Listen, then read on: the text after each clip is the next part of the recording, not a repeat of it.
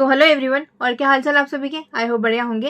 तो हमारी नंपाई की सीरीज चल रही है जिसमें हमने प्रीवियस ट्यूटोरियल में पार्ट 1 में काफ़ी सारा पार्ट पढ़ चुके हैं नंपाई का, कि नंपाई क्या होता है, कहाँ पर यूज़ किया जाता है, क्यों नंपाई बहुत ज़्यादा इंपॉर्टेंट है आर्टिफिशियल इंटेलिजेंस, मशीन लर्निंग और डाटा साइंस में। उसके साथ साथ कहाँ पर हमें नंपाई यूज़ करना है, कहाँ पर हमें लिस्ट यूज़ करनी है, ये भी हम देख चुके हैं। नंपाई पर हमने कुछ ऑपरेशन भी परफॉर्म करके देख लिए थे। कितने टाइप्स होते हैं एरेज के वो भी हम देख चुके हैं। कुछ बिल्ट इन फंक्शंस भी हम देख चुके हैं, साथ में कुछ क्वेश्चंस भी सॉल्व कर चुके हैं। अब पार्ट 1 का ही कंटिन्यूशन रहेगा पार्ट 2 में नंपाई के इस लेक्चर में। तो अगर आपने पार्ट 1 नहीं देखा है तो मैं यही बोलूँगी पहले उसे देखिए, क्योंकि जब भी आप AIML के प्रोजेक्ट्स बनाएंगे फिर आपको दिक्कत आएगी अगर आपका बेस क्लियर नहीं रहेगा। तो सबसे पहले पार्ट 1 देखो, उसकी लिंक आपको डिस्क्रिप्शन बॉक्स में मिल जाएगी। अगर नहीं मिले या ढूंढने में दिक्कत हो तो आप मुझे कॉमेंट सेक्शन में बता देना, मैं वहाँ पर भी प्रोवाइड कर दूंगी। ओके, तो आप पहले पार्ट 1 देखिए, उसके बाद ये वाला लेक्चर देखिएगा, आपको ज़्यादा अच्छे से समझ आएगा। और जब हम नंपाई का प्रोजेक्ट बनाएंगे ना तो भी बहुत अच्छे से समझ आएगा, इसीलिए ठीक है। तो अब मैं यही मान के चल रही हूँ कि आपने पार्ट 1 देख चुके हैं। आपने नंपाई पार्ट 1 को बहुत ज़्यादा सपोर्ट दिखाया, थैंक यू सो मच। इससे ज़्यादा सपोर्ट दिखाना इस वाले लेक्चर को, ताकि मुझे भी मोटिवेशन मिले आप सबके लिए और ज़्यादा लेक्चर्स लाने के लिए। और जैसे मैंने आपको प्रॉमिस करा है, आर्टिफिशियल इंटेलिजेंस और मशीन लर्निंग आपको इसी चैनल पर free of cost with projects में सिखा दूंगी, वो भी बहुत ईजीएस्ट लैंग्वेज में। बट मुझे आपका सपोर्ट की ज़रूरत रहेगी, बिना सपोर्ट के फिर मन नहीं करता है वीडियोस बनाने का। ओके, तो चलिए अब हम नंपाई के लेक्चर को ही कंटिन्यू करते हैं। तो चलिए अब हम नंपाई के नेक्स्ट टॉपिक पे चलते हैं, जो कि है नंपाई एरे एट्रीब्यूट्स एंड मैनिपुलेशन। सबसे पहले एट्रीब्यूट्स देख लेते हैं, उसके बाद मैनिपुलेशन देखेंगे। अब एट्रीब्यूट्स क्या होते हैं, इसको ना प्रॉपर्टीज की तरह समझ सकते हैं। फॉर एग्जाम्पल, अगर आप किसी शॉप पर गए मोबाइल खरीदने के लिए तो क्या क्या प्रॉपर्टीज देखोगे आप उसमें। सबसे पहले स्क्रीन देखोगे, स्क्रीन का साइज अच्छा होना चाहिए, उसके साथ रैम अच्छी होनी चाहिए, स्टोरेज अच्छा होना चाहिए, कैमरा अच्छा होना चाहिए। ये सभी क्वालिटीज हो गई या फिर प्रॉपर्टीज हो गई। सिमिलरली एरेज में भी कुछ प्रॉपर्टीज होती है, जैसे कि साइज आप ले लीजिए या फिर डायमेंशन, शेप, इसी तरीके का। ओके, अब अगर हम इसमें प्रॉपर्टीज देखें तो उसके लिए कुछ हमें कोड लिखना पड़ेगा, बट सबसे पहले हमें एक नंपाई एरे क्रिएट करना होगा। करेक्ट, तो इंपोर्ट नंपाई एज एनपी तो हमने लिख लिया है, एक एरे क्रिएट कर लेते हैं, उसके बाद बाकी सब चीजें हम देखेंगे। तो मैं 2D एरे यहाँ पर क्रिएट कर रही हूँ। ओके, जैसे हम नॉर्मली करते वैसे ही np डॉट एरे, उसके बाद पेरेंथेसिस के अंदर एक स्क्वायर ब्रैकेट के अंदर अब हम 2D एरे क्रिएट कर रहे हैं। करेक्ट, तो पहला रो होगा हमारा 1 2 3 4। ओके, अब जो होगी वो होगी हमारी सेकेंड रो 4 5 6 7 या 6 ही ले लीजिए, ठीक है। ये हमारी हो गई एक 2D एरे क्रिएट। ठीक है, इसको एक बार प्रिंट भी करा लेते हैं, उसके बाद बाकी का कोड देखेंगे हम।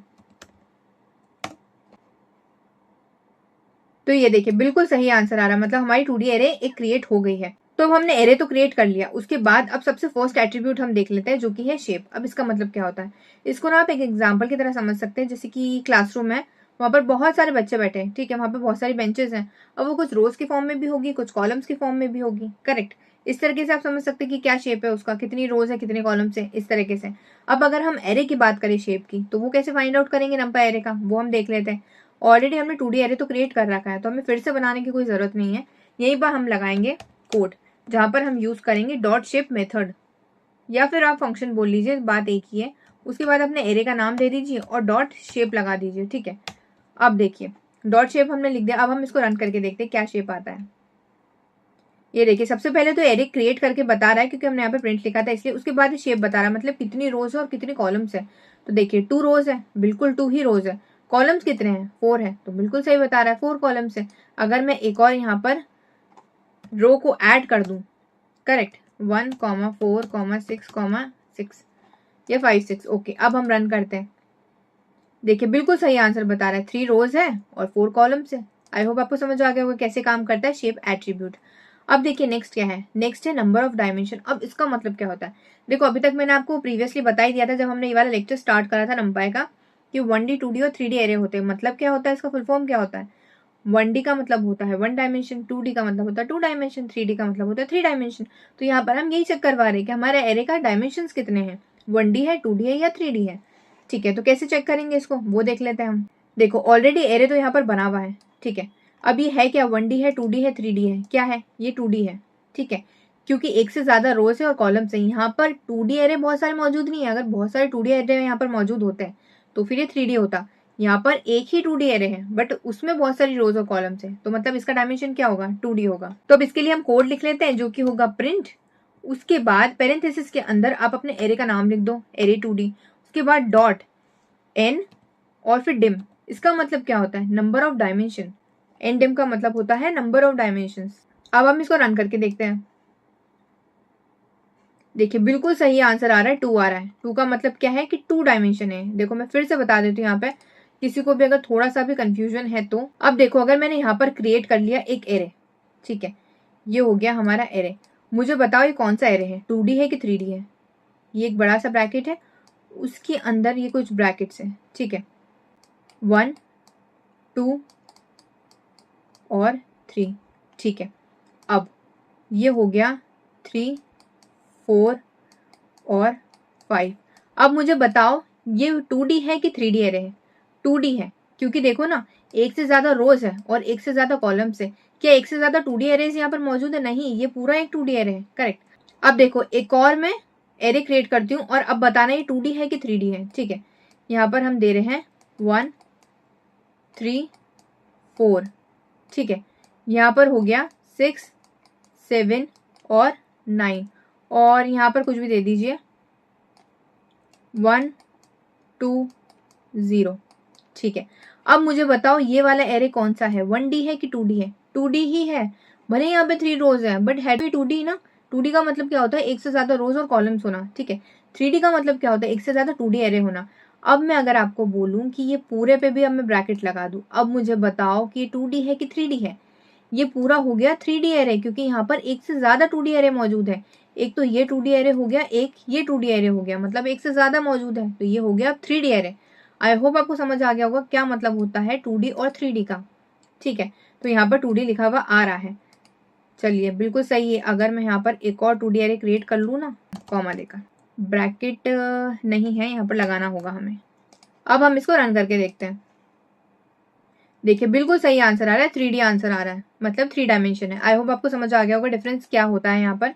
अब उसके बाद हमारा नेक्स्ट है जो कि है डाटा टाइप। अब इसका मतलब क्या होता है, देखो इसके नाम से ही हमें कुछ पता चल रहा है कि डाटा का कुछ टाइप से रिलेटेड है। हाँ बिल्कुल सही है, यहाँ पे हमें बस ये चेक करना है कि डाटा का टाइप क्या है हमारे एरे में। जी, इंटीजर है, फ्लोट है, कौन सी वैल्यू है, बस ये चेक करना है। तो उसके लिए हम क्या करेंगे, सिंपल लिख देंगे प्रिंट, उसके बाद आप यहाँ पर लिख दो एरे 2D डॉट और डी टाइप, करेक्ट। अब हम इसको रन करके देखते हैं, देखते क्या आंसर आता है। देखो इंट 32 आ रहा है, बिल्कुल सही आंसर आ रहा है। इसका मतलब ये है कि यहाँ पे इंटीजर टाइप का डाटा मौजूद है। अब अगर मैं इसको डेसिमल बना दूं, मतलब यहाँ पर मैं फ्लोट वैल्यू दे दूं, ठीक है, यहाँ मैंने फ्लोट दे दी, एक और यहाँ पर भी हम फ्लोट वैल्यू दे देते हैं। अब मुझे बताओ अब क्या डाटा का टाइप हो गया है, अब हो गया है फ्लोट। देखो फ्लोट 64 लिखा हुआ है, बिल्कुल सही है। इसका मतलब है कि अभी फ्लोट है। अब ये मत सोचना कि यहाँ पे फ्लोट वैल्यू तो सिर्फ 2 ही थी, बाकी तो सब इंटीजर थी, तो उसको वो बताना चाहिए था, नहीं। अगर फ्लोट वैल्यू एक भी है ना तो फ्लोट ही बताएगा, ठीक है। जो भी फॉर एग्जाम्पल अगर इजी लैंग्वेज में बोलूँ ना, तो जो भी कॉम्प्लेक्स डाटा है ना, अगर वो एक भी है तो उसी की वैल्यू देखेगा, वो ये नहीं देखेगा कि इंटीजर कितने थे। फ्लोट वाली वैल्यू है तो फ्लोट बताएगा। इस तरीके से आप समझ सकते हैं इसको। अब जो हमारे नेक्स्ट है वो है साइज। अब साइज क्या होगा, मतलब टोटल नंबर ऑफ एलिमेंट्स बताएगा वो। साइज का मतलब क्या होगा, total number of elements, total number of data कितना है आपके एरे में, नंपाई एरे में। तो अब ये कैसे चेक करेंगे हम, देखिए प्रिंट लिखो सिंपल अपना एरे का नाम लिखो और डॉट लिख दो साइज। अभी साइज बताएगा। शेप और साइज में दोनों में डिफरेंस होता है, हाँ कंफ्यूज मत होना। देखो हम रन करके देखते हैं। देखो बिल्कुल सही बता रहा है 24, मतलब 24 डाटा यहाँ पर मौजूद है। आप काउंट कर लो ना, 1 2 3 4, फिर 5 6 7 8 9 10 11 12 13 14 15 16 17 18 19 20 और 21 22 23 और 24, बिल्कुल सही बता रहा है। शेप का मतलब क्या होता है, शेप का मतलब होता है कितनी रोज और कॉलम्स मौजूद है आपके एरे में। साइज का मतलब होता है कितने एलिमेंट्स है वहां पर, कितना डाटा है वहां पर। आई होप आपको समझ आ गया होगा दोनों में डिफरेंस की शेप और साइज में क्या होता है। अब जो नेक्स्ट है हमारा चेंजिंग डाटा टाइप। जी हाँ, अगर आप चाहो ना डाटा टाइप चेंज भी कर सकते हो। मैंने पहले वैसे आपको बता दी थी ये चीज, फिर से बता रही हूँ मैं, एक और तरीका भी बता रही हूँ कैसे चेंज कर सकते हो। इसीलिए अभी फिलहाल ना मैं इसको फिर से इंट बना रही हूँ, क्योंकि हमें डाटा का टाइप चेंज करना है, बस इसीलिए, ठीक है। ये इंटीजर टाइप का हो गया। अब हम इसको फ्लोट में अगर चेंज करना चाहे तो कैसे कर सकते हैं। सबसे पहले तो चलो शॉर्टकट बताती हूँ आपको कैसे करना है। आपको फ्लोट में कन्वर्ट, अपने एरे का नाम लिखो, करेक्ट। अब डॉट लगाओ, एस टाइप लिखो। आप अपने कोऑर्डिनेटर को बोल रहे हो कि अब इसका टाइप ऐसा कर दो, जो भी मैं ब्रैकेट के अंदर लिखूंगी। क्या लिख रहे हैं हम, फ्लोट, तो अब इसका टाइप फ्लोट कर दो। अब इसने चेंज तो कर दिया, फ्लोट टाइप भी कर दिया, इसको कहीं ना कहीं तो स्टोर कराना पड़ेगा ताकि हम इसको प्रिंट करा सकें, ठीक है। तो हम एक वेरिएबल बना लेते हैं जो कि होगा फ्लोट डाटा। अब हम इसको प्रिंट करके देखते हैं।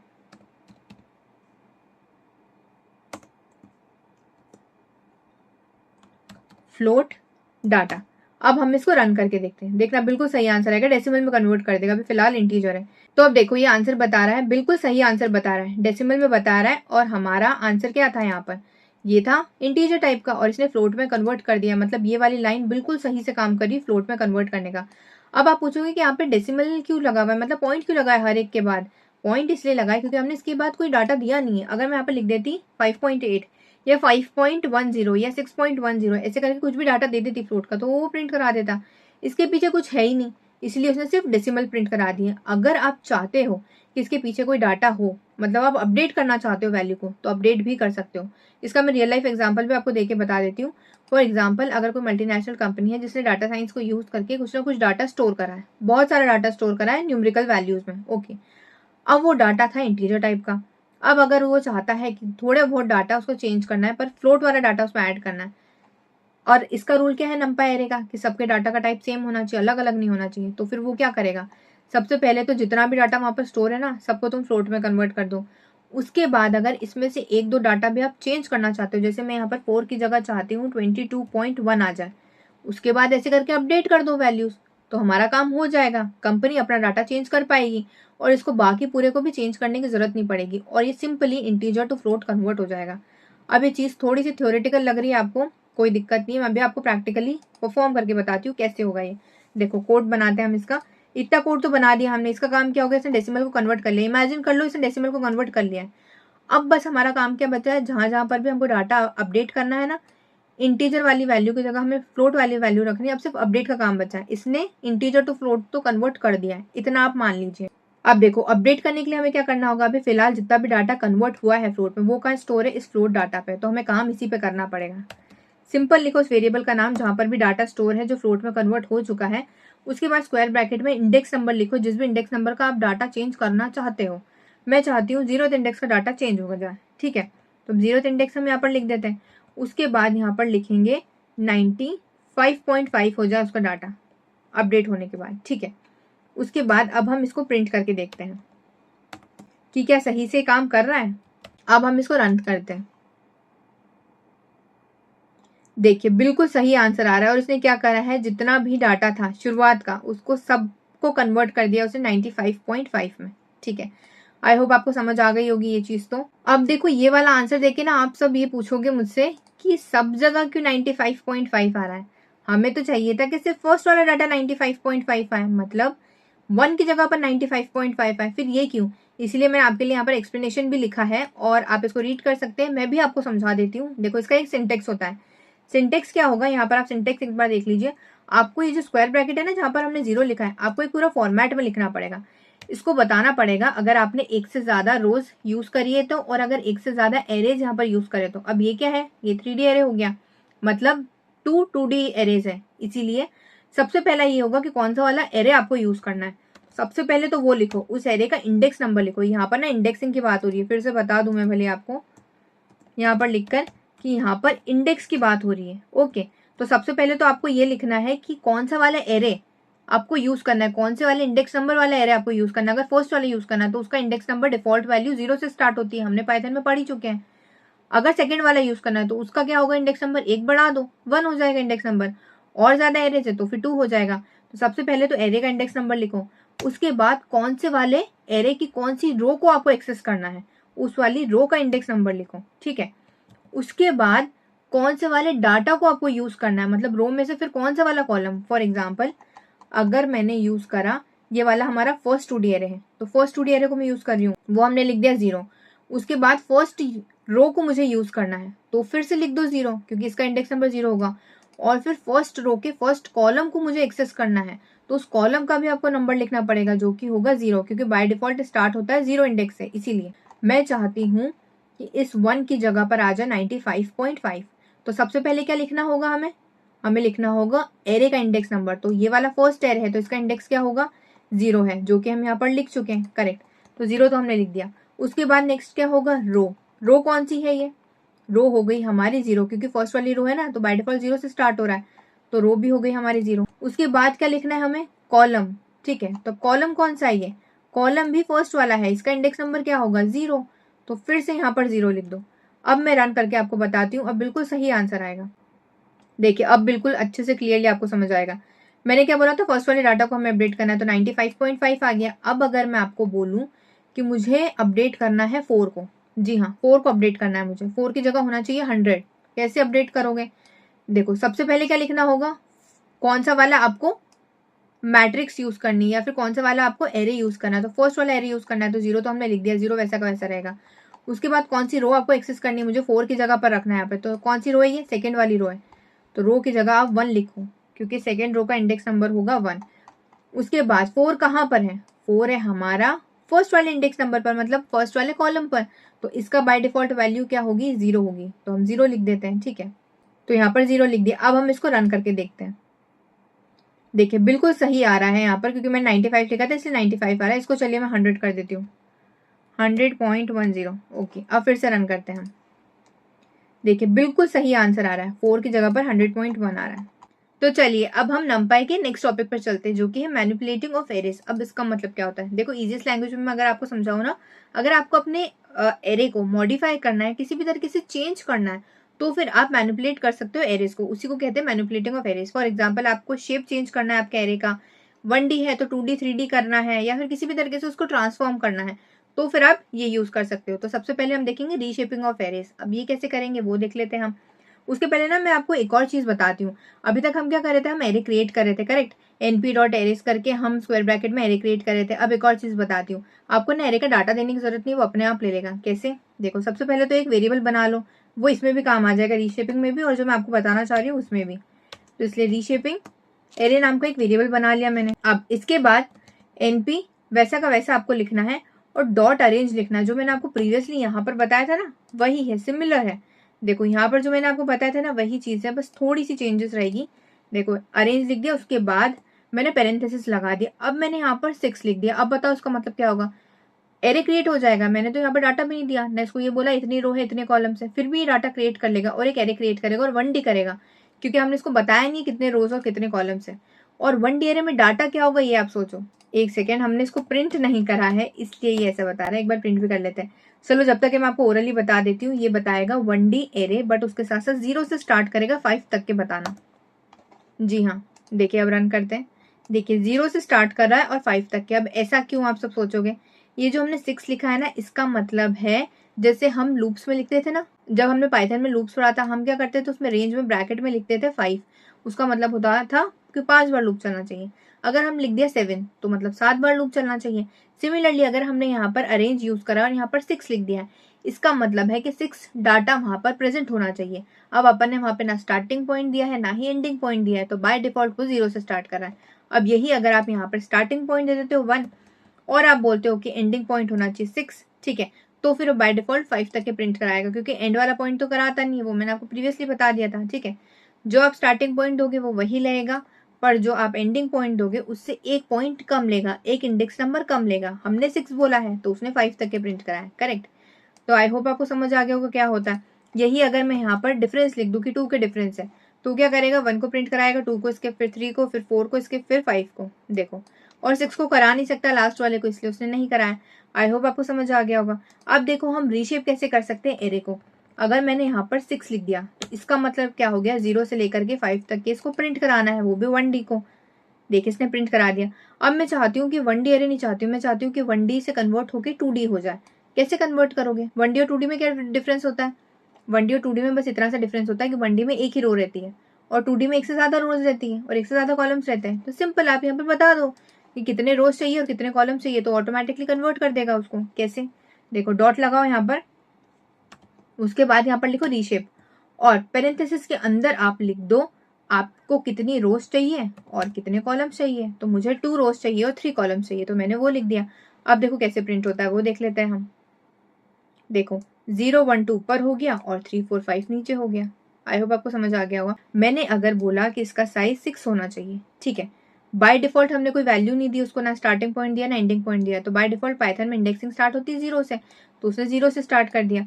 0 1 2 3 4 और 5, तो ये हो गई 6 वैल्यूज। ठीक है, अगर मैं इसको 6 को हटा के यहाँ पर 7 वैल्यूज प्रिंट कराना चाहूँ तो फिर वो 6 तक ही प्रिंट करा देगा। देखो अब कितनी वैल्यूज हो गई, टोटल 7 वैल्यूज उसने प्रिंट करा दी, 0 1 2 3 4 5 6। मतलब यहाँ से अगर हम काउंटिंग चालू करेंगे तो 1 2 3 4 5 6 7, मतलब 7 वैल्यूज उसने प्रिंट करा दी। यहाँ जो अपन लिख रहे हैं ना, इसका मतलब ये हो रहा है कितनी वैल्यूज उसको प्रिंट करानी है। हमने उसको स्टार्टिंग पॉइंट नहीं दिया है तो उसने बाय डिफॉल्ट 0 से ले लिया। अगर आप स्टार्टिंग पॉइंट देते हो तो फिर वो स्टार्टिंग पॉइंट मानेगा उसको कि ये स्टार्ट है, ये इंडेक्स है, यहाँ से लेकर के यहाँ तक के नंबर्स प्रिंट कराने। अब एक और चीज बताती हूँ, जो मैंने वहां पर बोला ना इसको 1D को 2D में कैसे कन्वर्ट करना है, तो वो हम देख लेते हैं। अगर मैं बोलूँ कि इसको 2D में कन्वर्ट करना है, 3x3 में करना है इसको कन्वर्ट। ठीक है, 3x3 में। अब मेरे को बताओ 3x3 में कितने रोज होंगे और कितने कॉलम्स रहेंगे।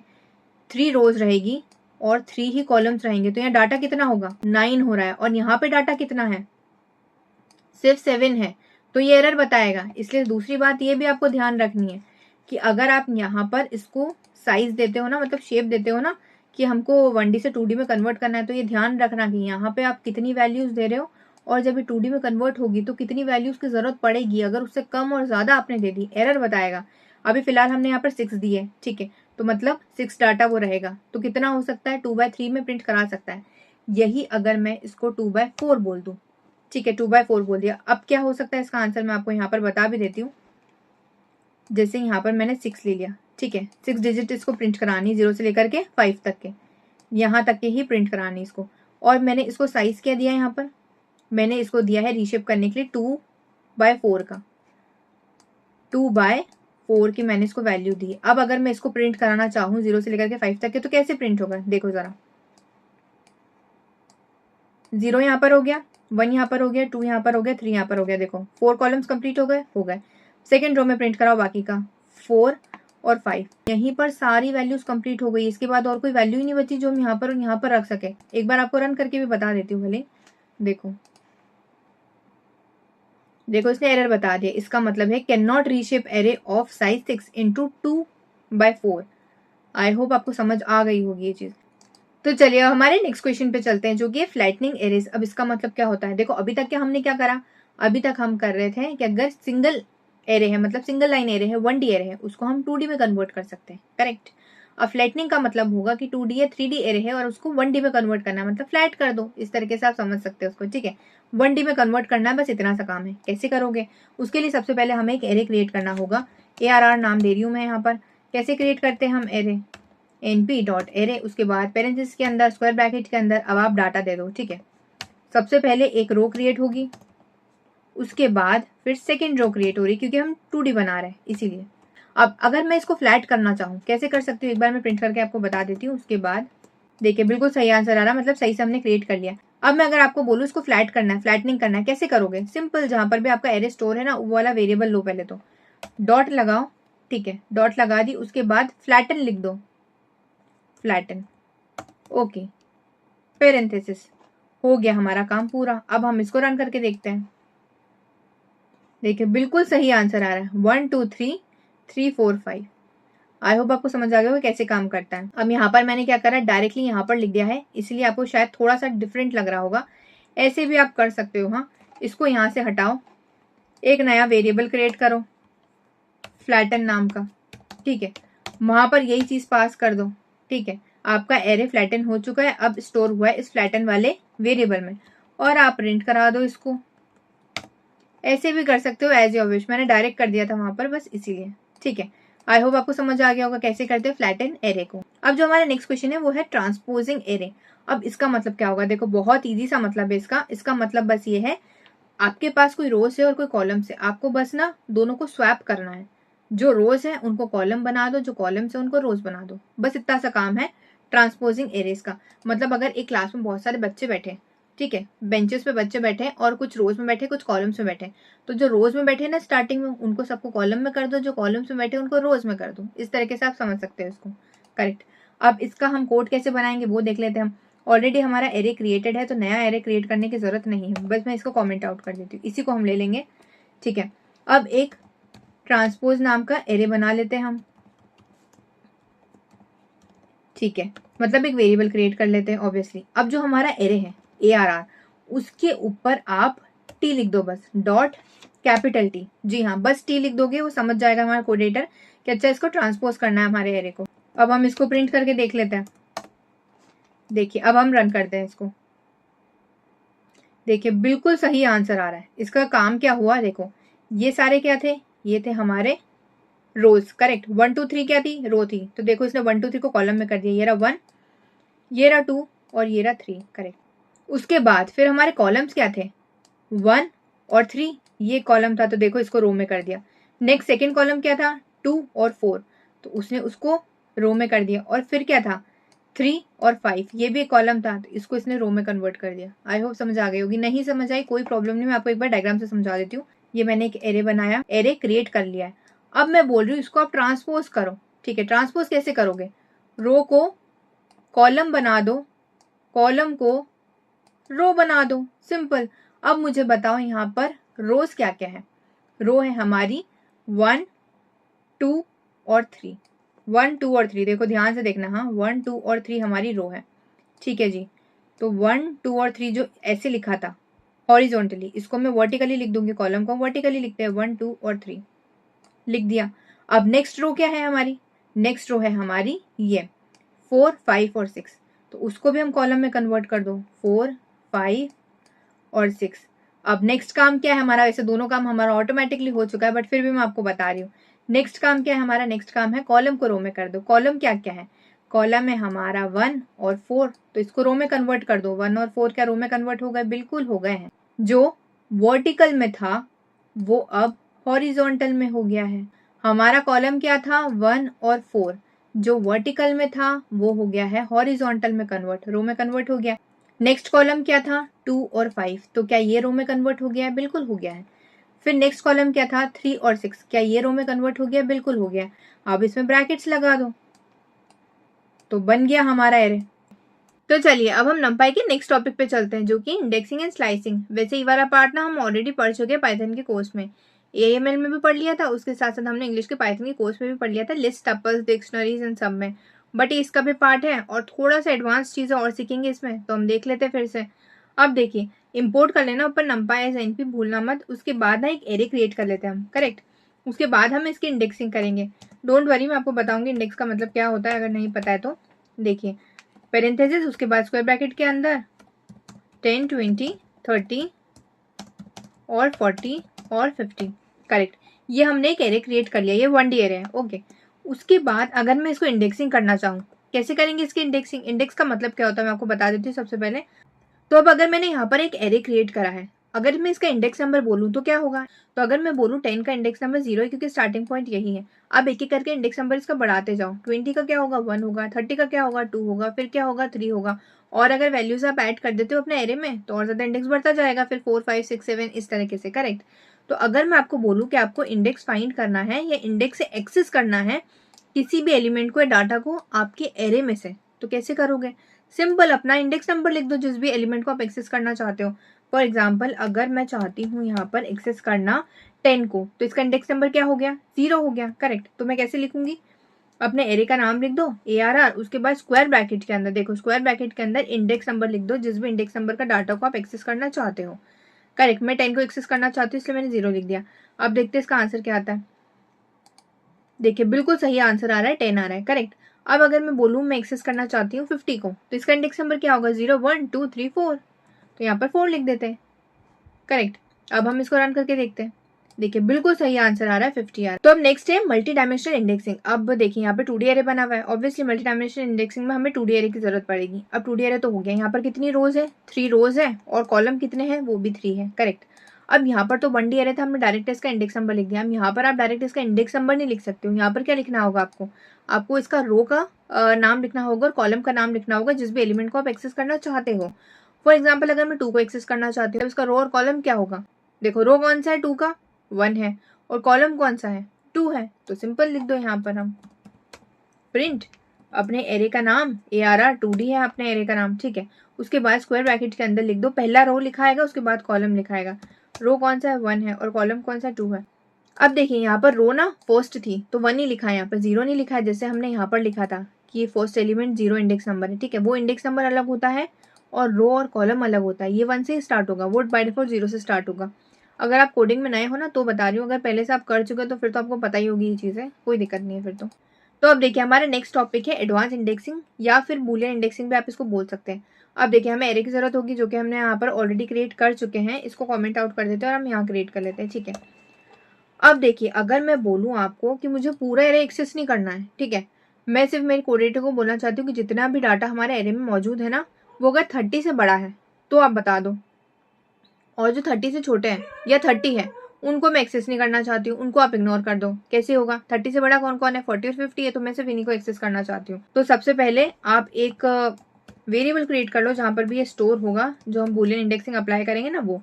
अब देखिए मैं बोल रही हूँ कि हमारे एरे में जो भी डाटा मौजूद है अगर वो 30 से बड़ा है, देखो 30 से अगर वो बड़ा है तो आप बूलियन एरे में उसको स्टोर करा दो और प्रिंट करा दो, ठीक है जी। वही हम यहाँ पर लिख देते हैं, एरे ऑफ बूलियन एरे, ठीक है। अब हम इसको रन करके देखते हैं, बिल्कुल सही आंसर आएगा। देखिए 40 और 50 लिखा हुआ आ रहा है, बिल्कुल सही आंसर आ रहा है। अगर मैं यहाँ पर बोल दूं ग्रेटर देन और इक्वल्स टू, अब मुझे बताओ अब क्या आएगा? अब आएगा 30, 40 और 50। देखिए 30, 40, 50, क्योंकि मैंने बोला है 30 भी और 30 से बड़ा भी, सिर्फ उन्हीं को एक्सेस करना चाहती हूँ, बाकियों को नहीं करना चाहती हूँ, तो बाकियों को आप इग्नोर कर दो। तो इसलिए इसने 30, 40 और 50 सब कुछ बता दिया। आई होप आपको समझ आ गया होगा ये पार्ट भी। अब देखिए नेक्स्ट है हमारा फैंसी इंडेक्सिंग या फिर स्लाइसिंग। अब ये स्लाइसिंग का पार्ट है तो पहले हम स्लाइसिंग पढ़ लेते हैं ताकि आपको ज़्यादा बेहतर समझ आएगा कि इसको क्यों यूज़ करना है और कहाँ पर यूज़ करना है, ठीक है। हमारा नेक्स्ट टॉपिक पे चलते हैं, स्लाइसिंग। अब इसका मतलब क्या होता है, एग्जाम्पल देकर आपको समझाती हूँ।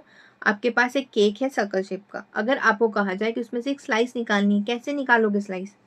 एक कट आप ऐसे मारोगे, दूसरा कट ऐसे मारोगे और वो वाला पीस या फिर वो वाला स्लाइस आप निकाल लोगे बाहर, करेक्ट।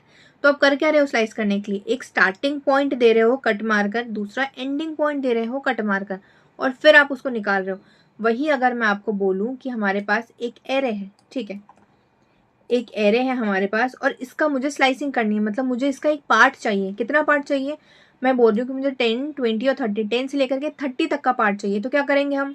जैसे हमने केक में कट मारा था ना, स्टार्टिंग पॉइंट एंडिंग पॉइंट, वैसे ही आप इसमें कट मारो।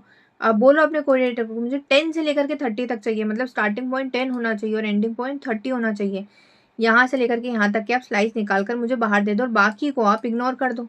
तो देखिए अब हम इसका कोड बना कर देख लेते हैं। तो प्रिंट लिखो, यहाँ पर मैंने ऊपर लिख रखा है कि हमें 20 से लेकर के 40 तक चाहिए, तो ठीक है भाई हम कोड लिखेंगे 20 से लेकर के 40 तक का, वो भी लिख लेंगे 10 से लेकर के 30 तक का, कोई प्रॉब्लम नहीं है, ठीक है। अब डायरेक्टली अपने एरे का नाम लिख दो जो कि है ARR, ठीक है।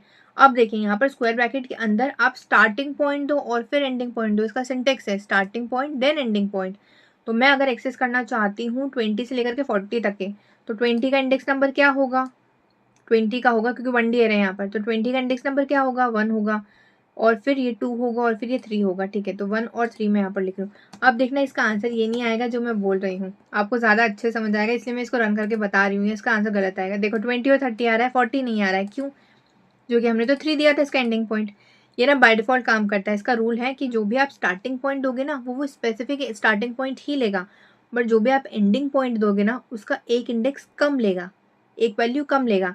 तो अगर आप चाहते हो कि 40 तक के प्रिंट हो जिसका इंडेक्स नंबर 3 है, तो आपको बाय डिफॉल्ट या 4 देना पड़ेगा, अब वो 40 तक के प्रिंट कराएगा, ठीक है। देखिए मैं रन करके बताती हूँ आपको।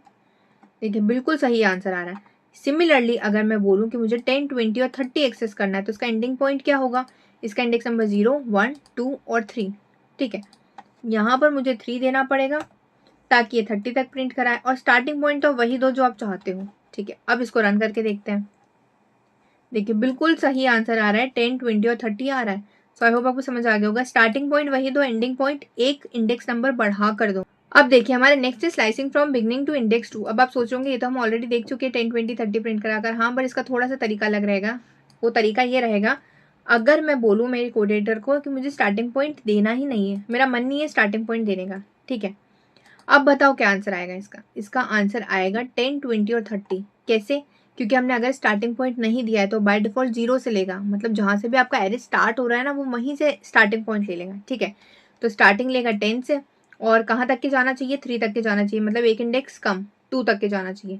तो 0, 1 और 2, 30 तक प्रिंट होकर बताएगा ये। देखिए बिल्कुल सही आंसर आ रहा है 10, 20 और 30, ठीक है।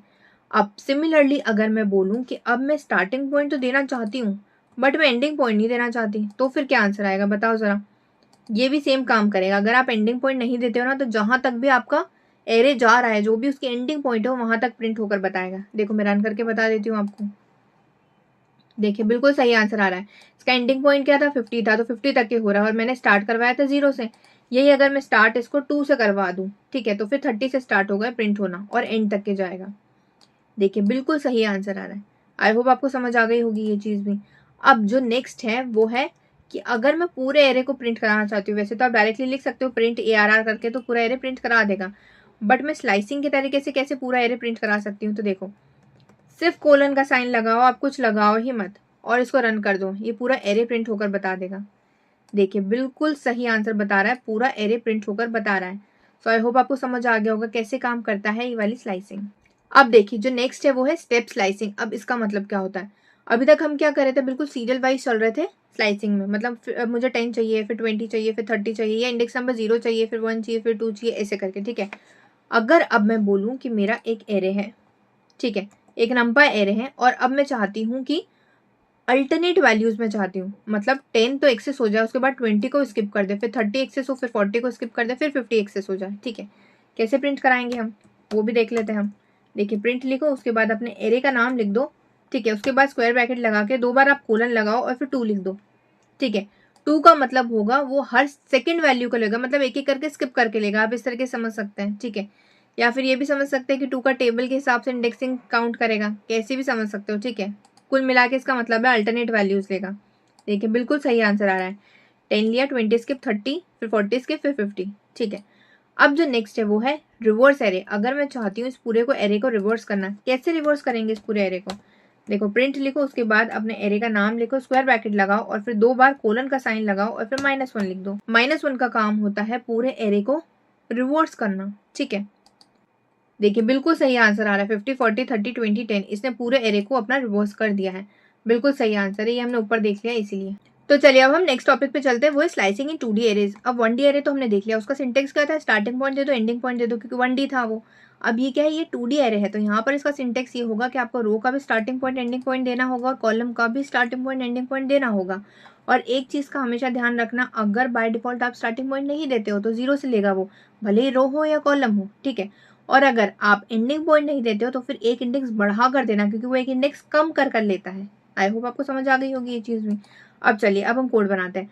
अब हमारा सबसे पहला क्वेश्चन है कि अगर आपको स्लाइसिंग करनी है 2D एरे की, फर्स्ट 2 रोज आपको चाहिए और फर्स्ट 3 कॉलम चाहिए, तो फर्स्ट 2 रोज कौन सी होगी, ये वाली और ये वाली, और फर्स्ट 3 कॉलम्स कौन से होंगे, 1, 2, 3 और 5, 6 और 7, ठीक है। अब ये इंडेक्सिंग 0 से होती है, तो ये बात का भी हमें ख्याल रखना पड़ेगा। देखिए कैसे लिखेंगे इसका कोड, प्रिंट, उसके बाद डायरेक्टली अपना एरे का नाम लिख दो। अगर नहीं समझ आए डोंट वरी, फिर से समझा दूंगी, बस एक बार देख लो कैसे कोड लिखना है, ठीक है। अब रो का स्टार्टिंग पॉइंट एंडिंग पॉइंट और कॉलम का स्टार्टिंग पॉइंट एंडिंग पॉइंट, क्योंकि हमें शुरुआत की फर्स्ट 2 रोज चाहिए, ठीक है। फर्स्ट से स्टार्ट हो रहा है तो हमें स्टार्टिंग पॉइंट देने की जरूरत नहीं है, डायरेक्ट कोलन लगाओ।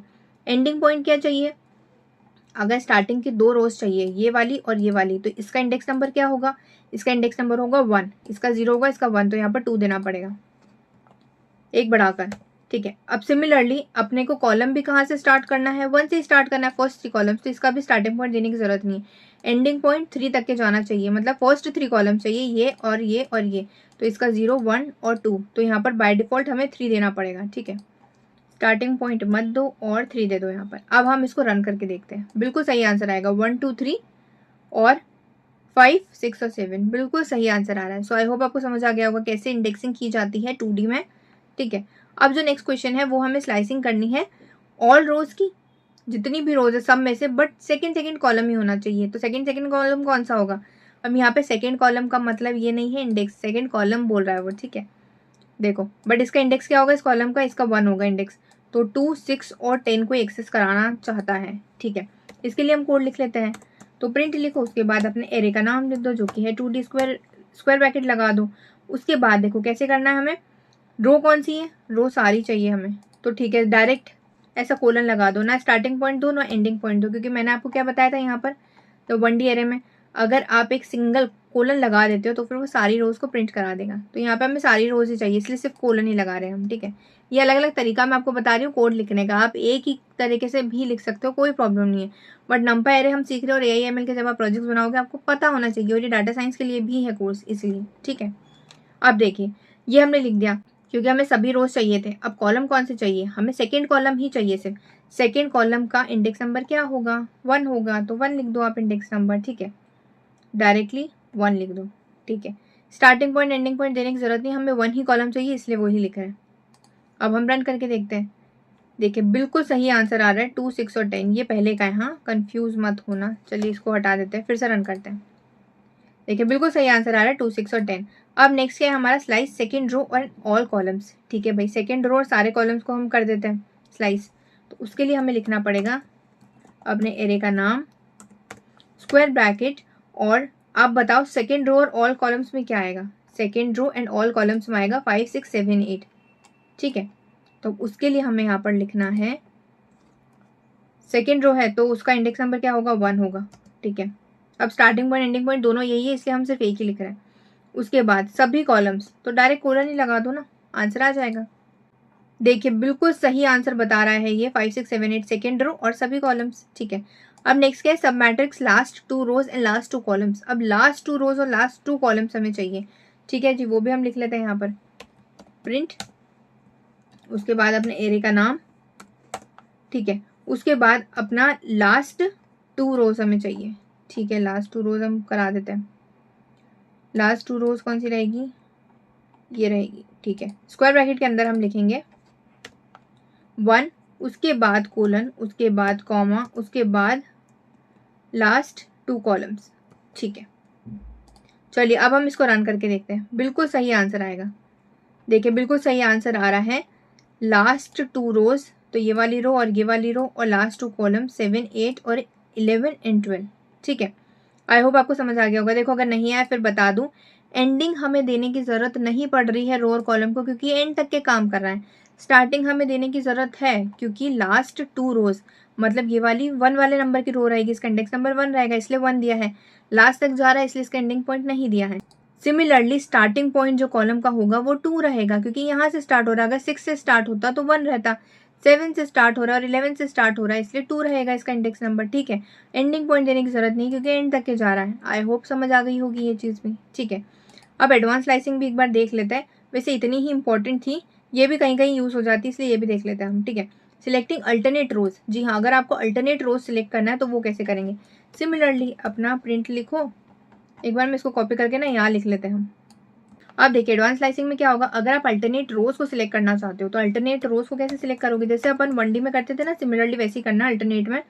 देखिए क्या करो, आप अपने एरे का नाम लिख दो जो कि है एरे 2D, ठीक है। उसके बाद स्क्वायर ब्रैकेट के अंदर आप लगा दो डबल कोलन, ठीक है, डबल कोलन और 2, ऐसे ही हम करते थे, ठीक है।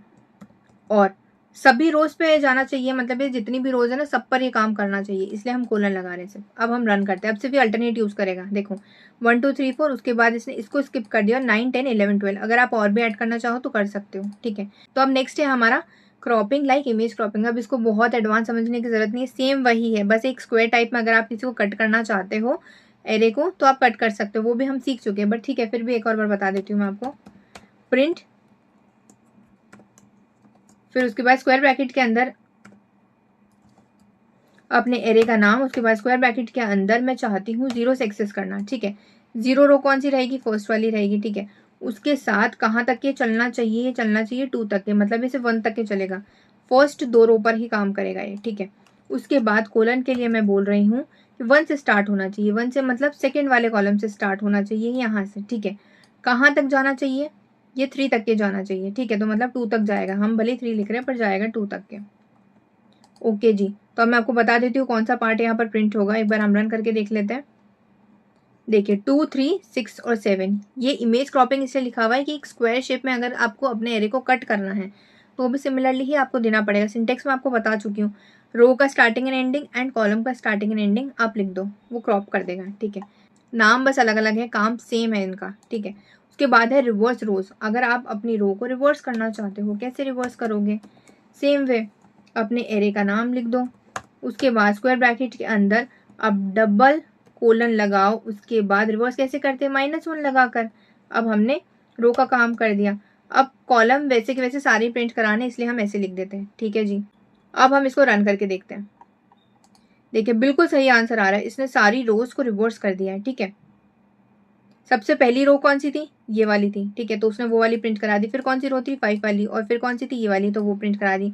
अब अगर आप चाहते हो कॉलम को भी रिवर्स करना, तो आप कॉलम को भी रिवर्स कर सकते हो। कैसे, यहाँ पर एक और कोलन लगा के -1 लिख दो कॉलम के लिए। देखिए बिल्कुल सही आंसर आ रहा है। अब उसने क्या करा है, अब उसने कॉलम को रिवर्स कर दिया, ठीक है। रो वही है, देखो रो 4 वाली ही है, 1 2 3 4 वाली, बस कॉलम को उसने रिवर्स कर दिया। आई होप आपको समझ आ गया होगा कैसे काम करती है स्लाइसिंग। तो चलिए अब हम नंपाई के नेक्स्ट टॉपिक पे चलते हैं, जो कि ऑपरेटर्स। अब ऑपरेटर्स क्या होते हैं, देखो ये भी हमने पाइथन वाले कोर्स में सीख लिया था, फिर भी एक और बार आपको बता देती हूँ कि ऑपरेटर्स होते क्या हैं। अगर मैं आपसे कहूँ कि आपको ऐड करना है किसी भी वैल्यू को, तो ये एडिशन का ऑपरेटर हो गया, ठीक है। एडिशन ऑपरेशन परफॉर्म कर रहे हो आप। माइनस करना है, सब्ट्रैक्ट करना है, तो आप ये वाला ऑपरेटर यूज कर सकते हो। सिमिलरली अगर आपको मल्टीप्लाई करना है तो आप स्टार वाला ऑपरेटर यूज कर सकते हो, ठीक है। अगर आपको डिवाइड करना है तो ये वाला यूज कर सकते हो। सिमिलरली अगर आपको मॉड्यूलो फाइंड आउट करना है, ठीक है, तो आप ये यूज कर सकते हो। करेक्ट, ये क्वेश्चन ऊपर वाला आंसर देता है और ये मॉड्यूलर रिमाइंडर वाला आंसर देता है। सेम अगर आपको स्क्वायर फाइंड आउट करना है तो 2 बार आप स्टार यूज कर सकते हो, तो उसका स्क्वायर फाइंड आउट हो जाएगा। 4 का स्क्वायर जैसे 16 होता है, ठीक है, 2 का 4 होता है, 5 का 25, इस टाइप से। करेक्ट, तो ये सब क्या हो गए, ये सब हो गए हमारे ऑपरेटर्स, और इसी टाइप से हमें ऑपरेशंस परफॉर्म करने हैं हमारे नंपाई एरे पे। कैसे परफॉर्म करेंगे वो हम देख लेते हैं, ठीक है। इसके साथ साथ थोड़े से ऑपरेटर्स और रहेंगे, वो रहेंगे जैसे कि मैक्स हो गया। मैक्स का काम क्या होगा, मैक्स का काम होगा कि ये ना जो भी मैक्सिमम वैल्यू आपके एरे में से वो फाइंड आउट करके दे दे। मिन का काम क्या होगा, ये मिनिमम वैल्यू फाइंड आउट करके दे दे, ठीक है। और भी कुछ एडवांस लेवल के भी हैं, वो भी मैं आपको बताऊंगी। सबसे पहले हम ये देख लेते हैं। तो चलिए सबसे पहले हम एडिशन का देख लेते हैं। उसके लिए हमें एक एरे क्रिएट करना पड़ेगा। अब यहाँ पर एडिशन परफॉर्म करना है, मतलब 2 वेरिएबल या 2 डाटा को ऐड करना है, सब्ट्रैक्ट करना है, तो 2 एरे की जरूरत पड़ेगी हमें, ठीक है। सबसे पहले ए नाम का मैं एरे बना लेती हूँ यहाँ पर, जो कि होगा np डॉट एरे। ऐसे ही क्रिएट करते हैं हम एरे, करेक्ट। उसके बाद स्क्वायर ब्रैकेट के अंदर 1 2 3 और 4, ये फर्स्ट एरे तो हमारा क्रिएट हो गया। अब सेकेंड एरे भी क्रिएट कर लेते हैं हम, बी में स्टोर कर लेते हैं सेकेंड एरे को, np dot array square bracket के अंदर। अब यहाँ पर आप डाटा लिख दीजिए 5 6 7 और 8, ठीक है। 2 एरे तो हमने क्रिएट कर लिए। अब सबसे पहला ऑपरेशन हम परफॉर्म करते हैं या फिर ऑपरेटर यूज करते हैं, जो कि एडिशन का। वो कैसे प्रिंट कराएंगे हम, नॉर्मली जैसे हम वेरिएबल्स को ऐड करते हैं सेम वैसे ही करना है। हमारे दोनों एरे जो भी नम एरे हैं वो कहाँ पर स्टोर है, ए और बी में, तो सिंपल लिख दो ए प्लस बी, ठीक है। तो दोनों नम एरे हमारे ऐड होके आंसर आ जाएगा।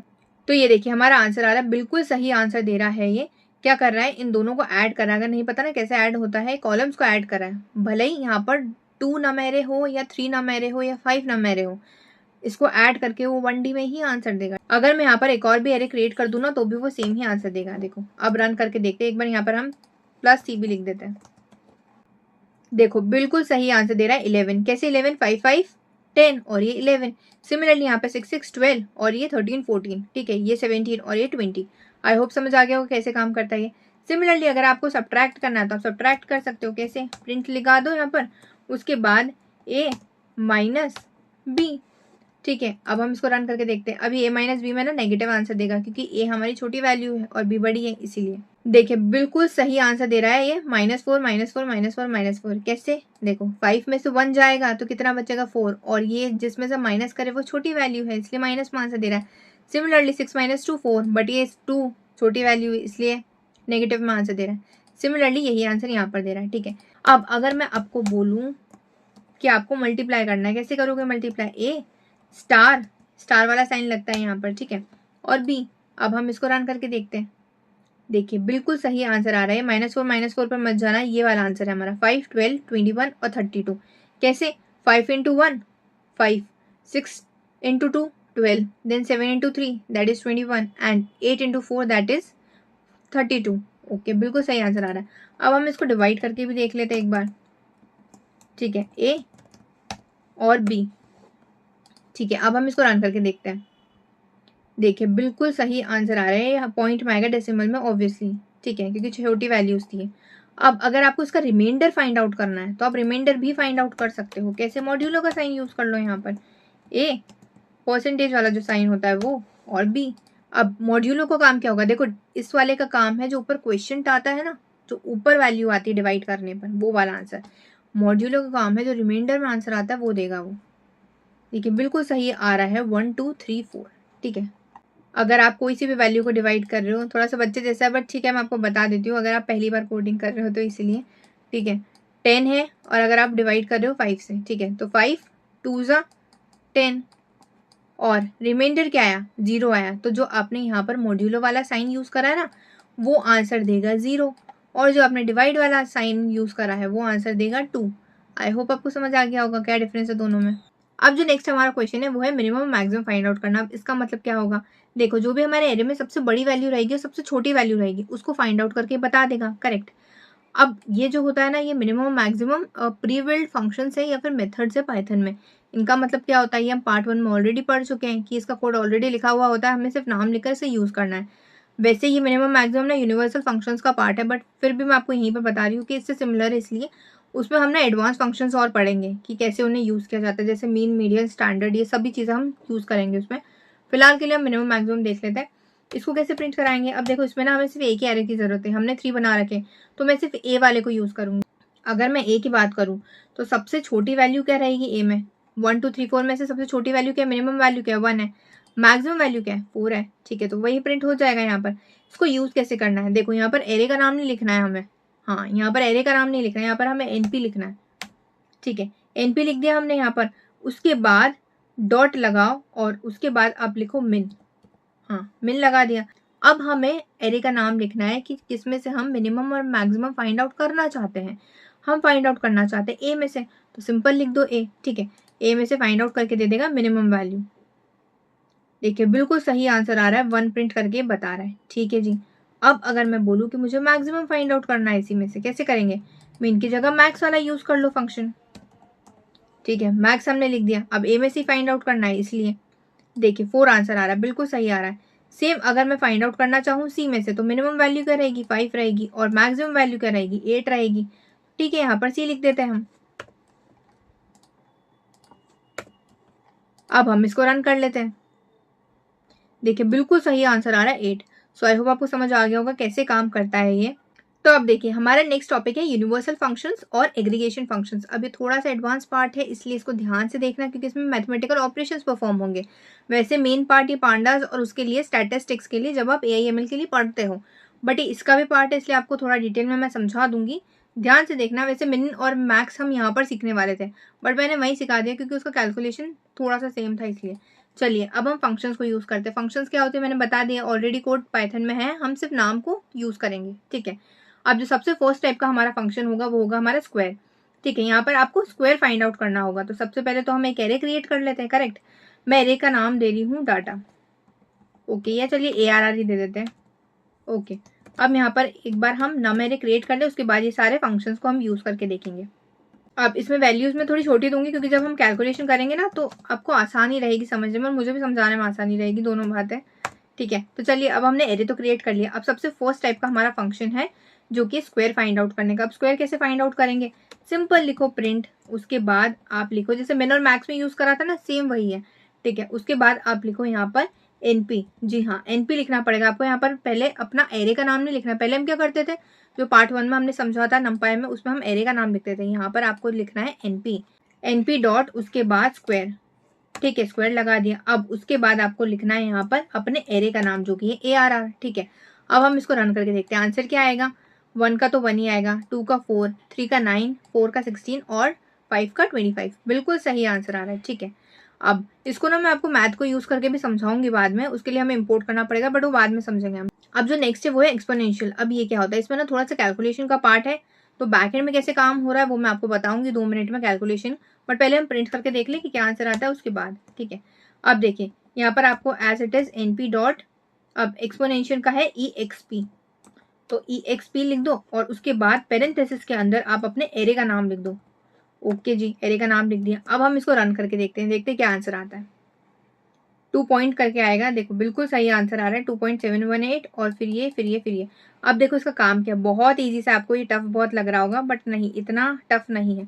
देखो क्या है इसका कैलकुलेशन, तो चलिए अब हम एक्सपोनेंशियल फाइंड आउट करके देखते हैं, कैलकुलेशन करके देखते हैं कैसे फाइंड आउट होता है। अभी फिलहाल के लिए थोड़ा सा इग्नोर करना है फॉर्मूला, बाद के लिए मैंने आपके लिए रख रखा है।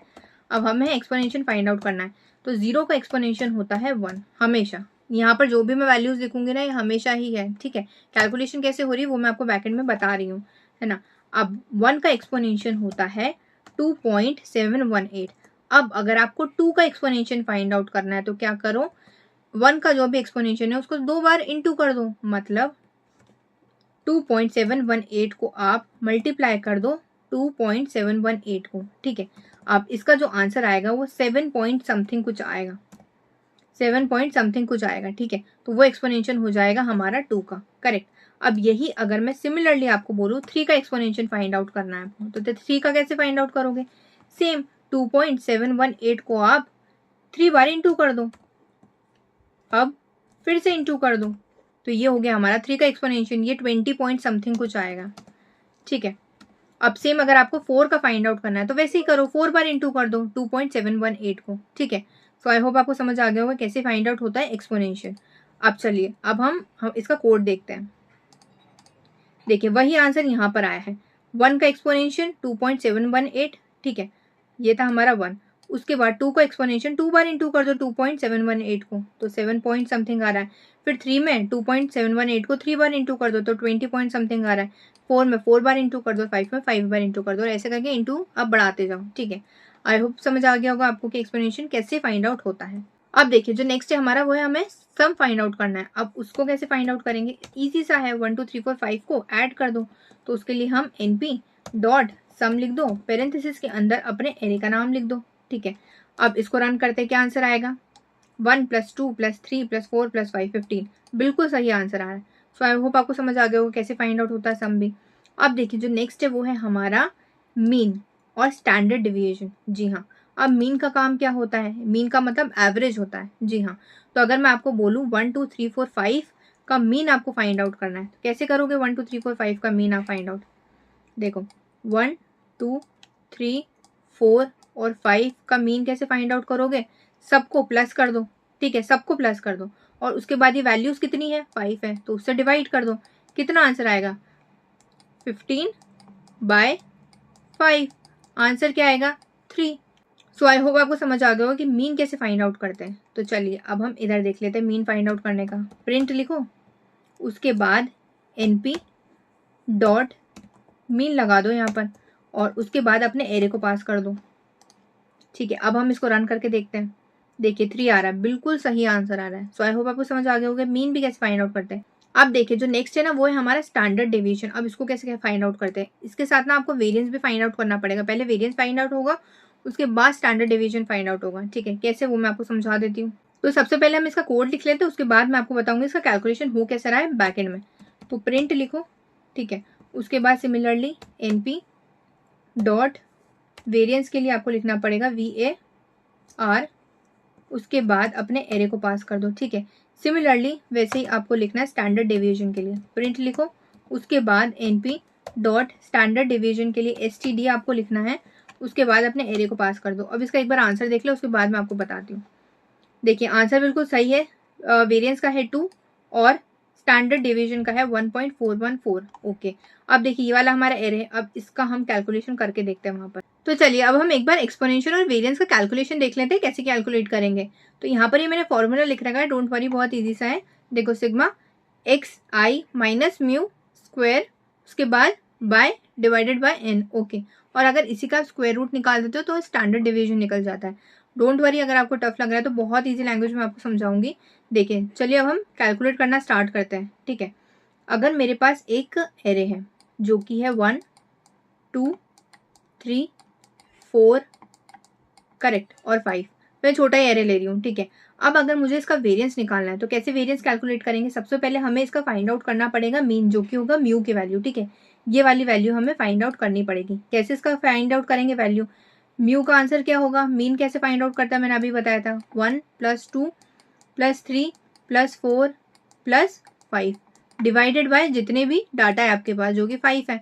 अगर 5 से डिवाइड कर देंगे आंसर क्या आएगा हमारा 3 आएगा। तो मतलब मीन की वैल्यू हमने फाइंड कर ली, म्यू की वैल्यू फाइंड आउट कर ली है 3, ठीक है जी। अब मीन तो फाइंड आउट कर लिया, उसके बाद हमें फाइंड आउट करना है इस फॉर्मूले में xi माइनस व्यू। अब xi माइनस व्यू कैसे फाइंड आउट करेंगे?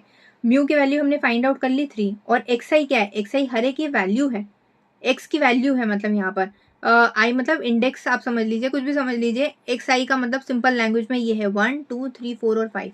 तो अब हर एक वैल्यू में से आपको 3 को माइनस करना है, ठीक है। xi माइनस म्यू की अगर आपको वैल्यू फाइंड आउट करनी है तो चलिए अब वो कैसे माइनस करेंगे हम? देखो 1 माइनस 3 क्या होगा? 1 माइनस 3, देखो नहीं समझ आ रहा, फिर से बता रही हूँ। xi माइनस व्यू ये वाली वैल्यू हमें फाइंड आउट करनी है। xi क्या है? 1 2 3 4 5 है, म्यू क्या है? 3 है। तो इनमें से आपको 3 माइनस करना है। पहले 1 में से अगर 3 माइनस करेंगे तो क्या आंसर आएगा? -2 आएगा, ठीक है। 2 में से 3 माइनस करेंगे तो क्या आएगा? -1 आएगा। 3 में से 3 माइनस करेंगे तो क्या आएगा? 0 आएगा। 4 में से 3 माइनस करेंगे तो क्या आएगा? 1 आएगा। 5 में से अगर 3 माइनस करेंगे तो क्या आएगा? 2 आएगा, ठीक है जी। ये हमने आंसर फाइंड आउट कर लिया है, मतलब xi माइनस म्यू की वैल्यू फाइंड आउट कर ली है। उसके बाद क्या करना है? हमें xi माइनस म्यू का स्क्वायर करना है, इसका स्क्वायर करना है। इसका स्क्वायर करने के बाद आंसर क्या आएगा? -2 का अगर स्क्वायर कर दिया तो 4 आएगा, वैल्यू पॉजिटिव में हो जाएगी, ठीक है। -2 इंटू -2 माइनस माइनस प्लस और 4, करेक्ट। सिमिलरली 1 का 1 ही आएगा, 0 का क्या आएगा? 0 ही आएगा, करेक्ट। इसका 1 का 1 आएगा और इसका क्या आएगा? 4 आएगा, ठीक है जी। ये भी हमारा आंसर फाइंड आउट हो गया, मतलब xi माइनस म्यू का स्क्वायर का पूरी वैल्यू हमने फाइंड आउट कर ली है। अब हमें डिवाइड करना है n से। अब n क्या होगा यहाँ पर? n का मतलब है यहाँ पे जितना भी डाटा मौजूद है, ये वाला कितना डाटा मौजूद है? 5 है, तो 5 से आप डिवाइड कर दो इसकी वैल्यू को, xi माइनस म्यू का स्क्वायर की वैल्यू को 5 से आप डिवाइड कर दो, ठीक है। तो अगर आप इसका पूरे का टोटल बनाओगे तो क्या बनेगा इसका? पहले तो पूरे का टोटल बनाओ इसका, तो होगा 4 + 1 5 6 7 8 9 10, तो इसका 10 वैल्यू हो गई, ठीक है जी। ये हमने इसका सम निकाल लिया। उसके बाद n से डिवाइड कर दो, n क्या है? 5 है। आंसर क्या आएगा? 2। आंसर क्या आएगा? 2। तो हमने हमारा वेरिएंस फाइंड आउट कर लिया। देखो यहाँ पर भी यही आंसर लिखा था 2, वेरिएंस का आंसर 2 ही लिखा था यहाँ पर, ठीक है। तो हमने हमारा आंसर फाइंड आउट कर लिया है। अब स्टैंडर्ड डेविएशन कैसे फाइंड आउट करते हैं वो भी आपको बता देती हूँ। सिंपल सा फॉर्मूला है। देखो यहाँ पे सम की वैल्यू लिखी थी, यहाँ पर सम भी लिख देती हूँ मैं। यहाँ पर अपना सम फाइंड आउट हुआ था 10 इस पूरे का, ठीक है। वेरिएंस फाइंड आउट हुआ है 2। अब देखो स्टैंडर्ड डिवीजन कैसे फाइंड आउट करेंगे? स्टैंडर्ड डिवीजन फाइंड आउट करने के लिए स्क्वायर रूट के अंदर लिख दो जो भी वेरिएंस का आंसर आया है। 2 आया है हमारा आंसर, तो स्क्वायर रूट के अंदर 2 लिख दिया। अब स्क्वायर रूट जब हम 2 का करते हैं तो क्या आंसर आता है? 1.41 समथिंग कुछ आता है, करेक्ट। वही हमारा यहाँ पर आंसर आया, देखो 1.414213 ऐसे करके आंसर आया। आई होप आपको समझ आ गया होगा कैसे वेरिएंस, कैसे स्टैंडर्ड डिवीजन फाइंड आउट करते हैं, कैसे मीन फाइंड आउट करते हैं। ये ज़्यादा इंपॉर्टेंट थे 3, ठीक है। मैंने बहुत ईजी लैंग्वेज में आपको समझाया है, ठीक है।